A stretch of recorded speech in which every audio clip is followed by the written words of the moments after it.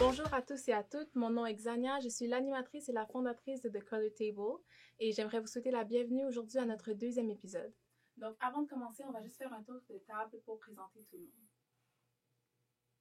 Moi, je m'appelle Samar Bakis-Benasquer, j'ai 19 ans. Je vais commencer à étudier en droit à McGill en septembre, mais je suis originaire de Québec. Moi, je m'appelle Dardia Garcel-Joseph, j'ai 22 ans, je viens de terminer mon baccalauréat en droit à l'Université de Montréal et je commence le barreau cet automne. Salut, je m'appelle Christophe Jbeili, je suis étudiant à la maîtrise en sciences politiques à l'UQAM actuellement et je suis également DJ hip-hop, j'ai une émission de radio et j'anime un podcast qui s'appelle Rhapsody. Donc merci d'être là aujourd'hui. On a le plaisir d'être à Espace Urbain, une boutique afro-urbaine ici à Montréal. Donc, j'aimerais juste prendre le temps vraiment de remercier Katie de nous avoir permis d'utiliser son local. L'épisode d'aujourd'hui, c'est l'identité et la langue. Donc, en fait, la raison pourquoi je voulais aborder ce sujet-là, c'est parce que, selon moi, la façon qu'on a de s'exprimer influence notre identité, influence comment on se place dans le monde. Et donc, c'est ça, je voulais avoir cette conversation avec vous pour parler de plusieurs choses qui touchent ce sujet-là. Donc, on va commencer un petit peu par parler de la réglementation de la langue française ici au Québec. On sait qu'il y a beaucoup de polémiques au niveau de la place de l'anglais ici, mais on sait aussi que l'anglais fait partie de notre vocabulaire. Est-ce que vous trouvez que l'anglais prend trop de place dans notre langage?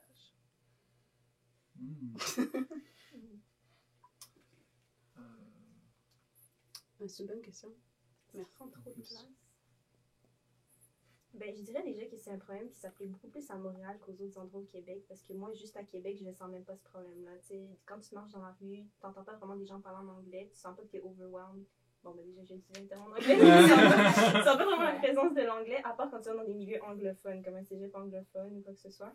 Mais c'est vraiment plus une problématique que j'ai remarquée en venant à Montréal. T'sais, je sais même pas quelle langue je suis supposée utiliser quand je rentre dans un magasin ou un resto, j'hésite tout le temps. Pour vrai, t'as une hésitation quand tu rentres dans un resto par rapport à bonjour, hi, je sais pas. Mais justement, il y a une polémique à propos de ça. Moi, j'ai travaillé déjà dans plusieurs petits magasins. Puis, on n'avait pas le droit de dire bonjour, hi. C'était défendu. Puis, on se faisait le dire aussi comme si moi, je disais bonjour, hi. La personne pouvait me répondre c'est bonjour. Ah ouais? Ouais. Donc, je sais pas comme si vous aviez un point de vue par rapport à ça. Comme est-ce que vous trouvez qu'on fait en sorte que ça manque un petit peu de respect à la langue française ici? Je crois qu'il y a il y a effectivement une fixation par rapport à la langue française, puis dans la manière dont la langue française survit, comme elle est un petit peu assiégée là, au niveau du continent. Donc je comprends les réactions qu'ils peuvent avoir, mais je crois que la mixité, la mixité des langues, l'évolution, c'est très beau, c'est très beau également. Moi, durant cette polémique-là, ce qui m'a surtout fait tilter, c'est le traitement médiatique du groupe de rap Dead Obies. Eux, à ce même moment-là, ils étaient en train de faire la promotion de leur premier album en groupe qui s'appelle Montréal Sud. Montréal Sud qui est en référence à un terme qui vient du rap américain, Dirty South, donc le sud sale, un petit peu genre c'est un jeu de balle de ping-pong avec des références qui viennent du rap américain, parce qu'ils viennent de la rive sud. Et il y avait eu une grosse fixation par rapport au fait qu'ils utilisaient trop de mots en anglais dans leurs textes. Et curieusement, pour des questions de subventions, ben, quand tu franchis la ligne, t'as pas les subventions, puis t'as pas le soutien de l'industrie qui t'est dû. Et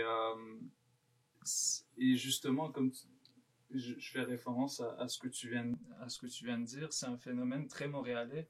Les gars, effectivement, ont évolué à Montréal. Ils font juste parler comme ils parlent tous les jours. Et malheureusement, je crois que, je sais pas si c'est une question de génération, mais j'ai l'impression qu'on a peur de perdre quelque chose, une certaine authenticité locale, peut-être quelque chose, parce que tu sais, la langue, c'est un petit peu ça qui fait le fondement de la culture québécoise.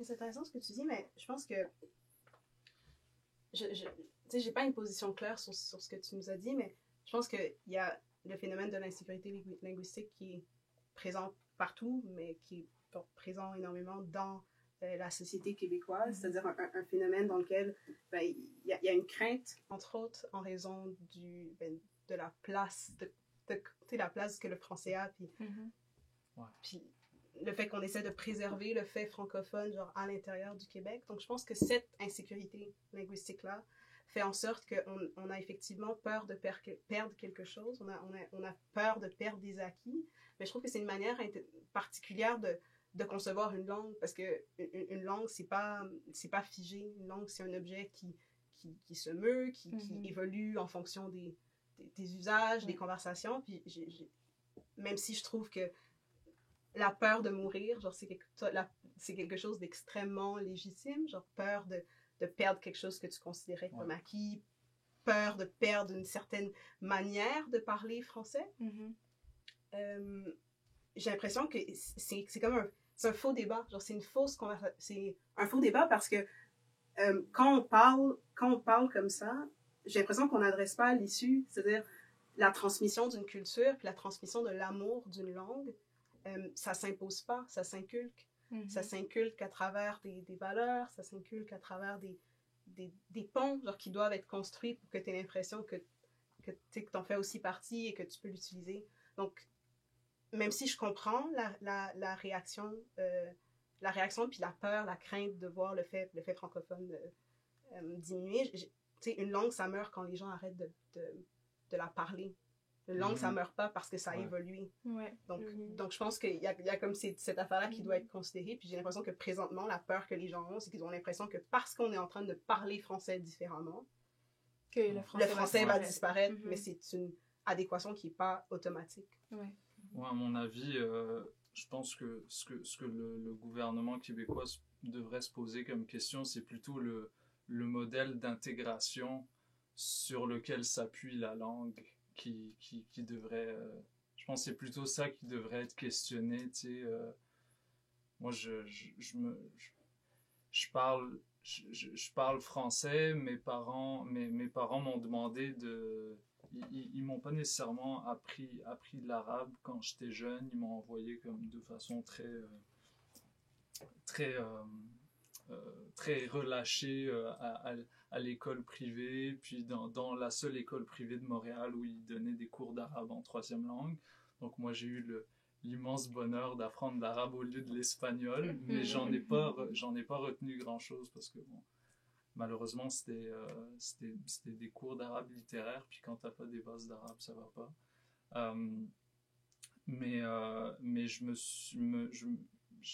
donc j'ai comme un gros attachement à cette langue française parce que c'est tout ce qui me reste en fait de ma culture. Mais j'ai quand même un rapport complexe avec elle parce que c'est une langue qui a permis d'opprimer des peuples, qui a servi d'outil d'assimilation dans maintes et maintes situations. Et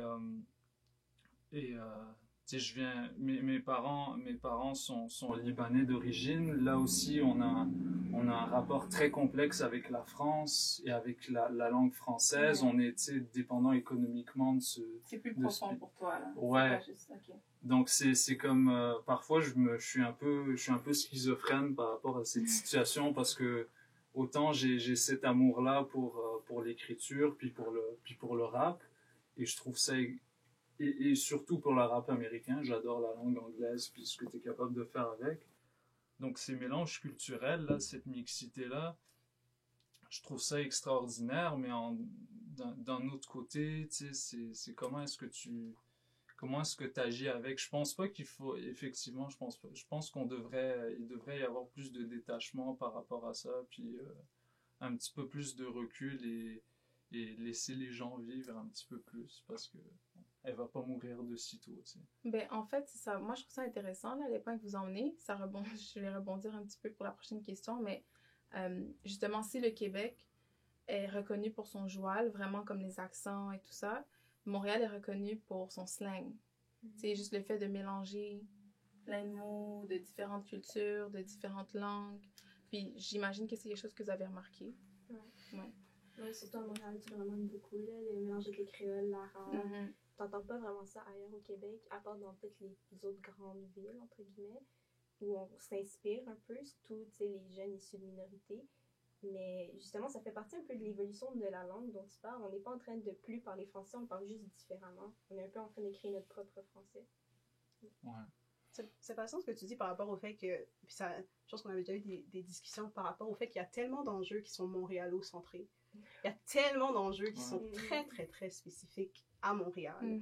Et je sais pas à quel point, parce que je connais pas du tout la réalité que je... Exact. Et je dois avouer que moi aussi, dans mes perspectives, dans mes références, je suis extrêmement montréalo-centrée parce que j'ai pas une perspective de ce qu'est le Québec à l'extérieur de Montréal et c'est extrêmement problématique. Mais je sais pas si à quelque part, cet enjeu-là, c'est un enjeu de personnes vivant à Montréal qui ont cette inquiétude-là parce qu'ils ont l'impression que le fait français diminue à l'intérieur de Montréal, mais sans vraiment faire... Est-ce qu'il y a des études qui se font par rapport à l'état du français? Je crois que ça inquiète aussi les gens de l'extérieur, parce que j'ai déjà entendu des gens de Québec, par exemple, se plaindre du fait que quand ils sont là à Montréal, ça parlait pas assez français. Donc, ça a un impact sur les autres qui sont autour aussi. Mais nous, comme on le voit, je crois que parce qu'il y a beaucoup, beaucoup d'immigrants ici, c'est comme ça, comme Dartha dit, on est comme dans le centre de ça, fait qu'on réalise pas qu'est-ce qui se passe autour. On ne réalise pas à quel point ça peut être un enjeu ou une source d'insécurité ou de malaise de voir que dans cette ville-là, c'est comme si genre, le français est genre totalement en train de perdre sa place ou quoi que ce soit. Mais je sais pas, j'ai vraiment pas ce... Tu sais, pour parler un peu de mon rapport à la langue française, comme, tu sais, la langue, moi je suis haïtienne d'origine. La langue française, c'est la langue du colon. C'est point blank. C'est ce que cette langue est. C'est la langue de l'élite en Haïti. Donc, c'est pas la langue du peuple. Donc, c'est sûr que t'as tout ce rapport-là par rapport à ce que cette langue est et comment elle est arrivée dans ton quotidien et dans ton parcours. Puis ça, tu peux pas le nier. Mais maintenant, après ça, je trouve qu'elle est magnifique, la langue française. Puis sa manière de structurer le réel, de structurer les choses, c'est une langue que j'apprécie énormément. Mais cet amour de la langue, de cette langue-là m'a été transmis justement à travers la culture, à travers les poèmes, à travers les chansons, à travers... Puis c'est pas une question d'imposition, genre c'est une question de trouver des textes dans lesquels tu te retrouves, puis c'est après ça que tu réalises que cette langue est très très belle et très très riche. Puis je pense que la seule affaire que je crains, je pense que tu peux pas être limité. Moi, je suis comme pour le slang, pour le fait de jouer avec la langue comme tu le veux. Mais comme tu disais un peu en introduction, la manière dont tu parles et la manière dont tu te présentes et dont tu te tiens, la manière dont tu utilises tes mots, ça peut devenir un outil assez rapidement. Puis ça te case parce que la langue, elle se définit outre par le temps puis les évolutions comme dans l'espace. C'est aussi un marqueur de classe socio-économique. C'est un marqueur de beaucoup, beaucoup de choses. Genre, si tu as un accent, ta mère dont tu parles, ben, ça dit quelque chose de toi. Donc, moi, je trouve que ça devient problématique à partir du moment où tu n'es pas capable de naviguer des milieux à cause d'une pauvreté de vocabulaire, à cause que tu n'as pas d'autres moyens d'exprimer. Je trouve que c'est là que ça devient problématique. J'aimerais rebondir sur ce que tu dis parce que ça me fait penser à mes cours de français puis, au secondaire puis au cégep. Puis, tu parlais justement de c'est quoi les manifestations culturelles qu'on va transmettre. C'est quoi qui est entre nous plutôt que outre ces contraintes-là légales par rapport à la langue française, c'est quoi qu'on transmet qui crée des liens entre nous. Puis il y a tout le temps toutes sortes de raisons pour nous justifier pourquoi est-ce qu'on va lire Le Survenant, au secondaire. Ouais. Pourquoi est-ce qu'on va lire Très bon livre. Émile Très bon Nelligan? livre. Très bon livre Oui. et très bon poète. Pas mauvais livre. Je tiens à mettre... Mal. Oui, je tiens à mettre le point. C'est Pas bien. mauvais. Pas mauvais livre. Mais, Mais c'est ça, ça participe de cette, de justement cette transmission de l'histoire d'une partie de l'histoire coloniale canadienne et québécoise, mais comme tu le dis, c'est un outil d'oppression qui occulte une grosse partie justement des réalités culturelles du Québec. Puis moi j'ai bien hâte qu'on nous fasse lire autre chose que des hommes blancs qui étaient dans leur château, tu sais. leur château. Avec une Mais vie comme ça. justement, parlons des accents. Tu sais, comme il faut en parler, on peut pas parler de langue sans parler d'accent, surtout ici à Montréal, comme on vient de le dire. Mais vraiment, est-ce que vous êtes conscient de vos accents quand vous parlez?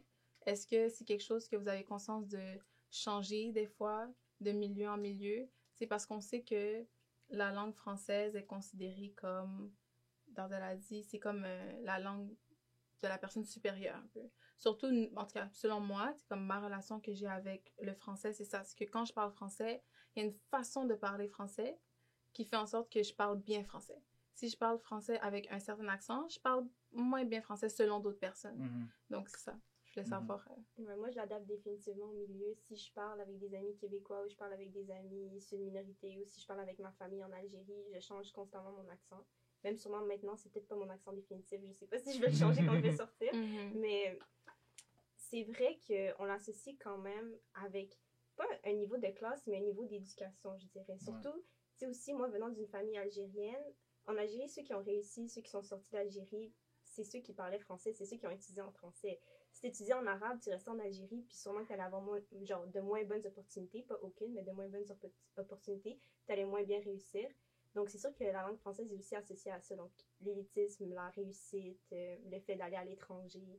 Mais l'exportation de talent, par exemple, en Haïti, genre, si tu formes ta jeunesse dans une langue qui n'est pas la leur, tu la formes pour ailleurs. Donc, si tu as un système d'éducation dans lequel la langue qui est parlée, plutôt si tu as un petit dans un pays, la langue du peuple, la langue du commerce, la langue des échanges, la langue de l'amour, la langue de la guerre, de la haine, c'est le créole. Mais la langue de l'école et de l'institution, c'est le français. Mais tu formes des gens pour ailleurs. Tu les formes. Ça peut être une exode des cerveaux. Ouais, tu les formes pas pour le contexte. Puis là, maintenant, par rapport à ta question sur les accents et sur la manière dont on les change puis dont on code switch, là, parce que c'est exactement ça.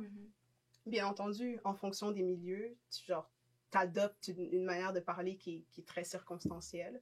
Puis la façon dont ça, je pense, c'est des registres de langue. Et ça, encore une fois, c'est correct. Moi, je trouve que c'est une richesse. Mais ce que je trouve particulier, c'est quand t'es pas capable, l'intérêt, c'est les gens qui sont pas capables de faire ce switch-là. Ou qui sont limités par un seul registre. Donc, moi, c'est un peu ce que il y avait un film, je l'ai pas vu, mais c'était un film sur... C'est pas vrai. Non, je pense que ça... Elle a pas vu, mais elle va en parler. Non, on t'écoute. J'ai pas vu, je vais vous raconter ça en détail. Mais le concept que je trouvais intéressant, c'est comme ça se passe aux États-Unis, puis il utilise une white voice. En gros, c'est un... Le KKK Klansman? Non, je sais pas si c'est ça, je connais même pas le titre. J'avais juste comme vu l'histoire passer, je l'ai sauvegardé, j'étais comme il faut que je le regarde, mais il se met à utiliser like a white voice pour faire des sales ou pour obtenir comme parce que ça marche mieux, genre tu sais une voice qui sonne qui a sans problème ou sans bref, peu importe qu'est-ce qu'une white voice veut dire là. Mais juste le fait qu'on associe, tu vois, outre les accents, juste qu'on associe ce type de comment dire, de catégorie par rapport à une façon de parler. Moi, je me suis souvent fait dire que je parlais blanc. Par d'autres noirs? Oui, que tu parles comme une blanche. Puis là, je trouve ça particulier parce que quand tu me dis ça, ben, ça fait en sorte que, ou quand tu me dis que je suis une Oreo, ben, ça fait en sorte que la prochaine fois qu'une personne blanche va me faire le même commentaire, je comprends pas pourquoi je devrais être offensée. Parce que Mhm. toi-même, en tant que personne issue d'une communauté quote-unquote racisée, tu t'identifies pas à une certaine manière de parler, puis tu as décidé que ça, c'était blanc. Ouais. Puis souvent, cette manière de parler, c'est quand tu es éloquent, quand tu as du vocabulaire, quand tu parles d'une manière éloquente, bref. Donc, ça veut dire qu'il est en train de dire que tu peux pas être noir et parler de cette manière, tu peux pas être arabe et parler de cette manière.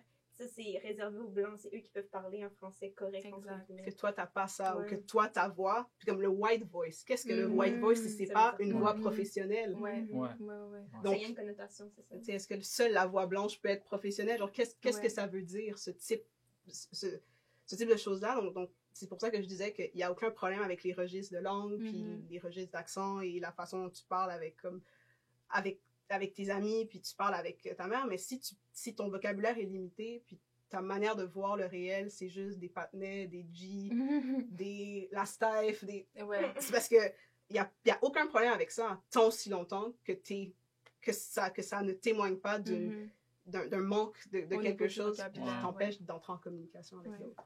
C'est fascinant ce que tu dis. Parce que, mais c'est encore une fois un symptôme des conséquences de la colonisation. C'est des gens de nos communautés qui sont pas capables de se sortir Ou qui de ce veulent pas. qui veulent pas. Des fois, ouais. je suis Surligner le Des fois, je suis mal. slide Non, shame. mais. Désolée, je pense. Ouais, non, mais Non, je t'as suis déjà- d'accord. Qui veulent pas, qui savent pas, puis ouais. Mais moi,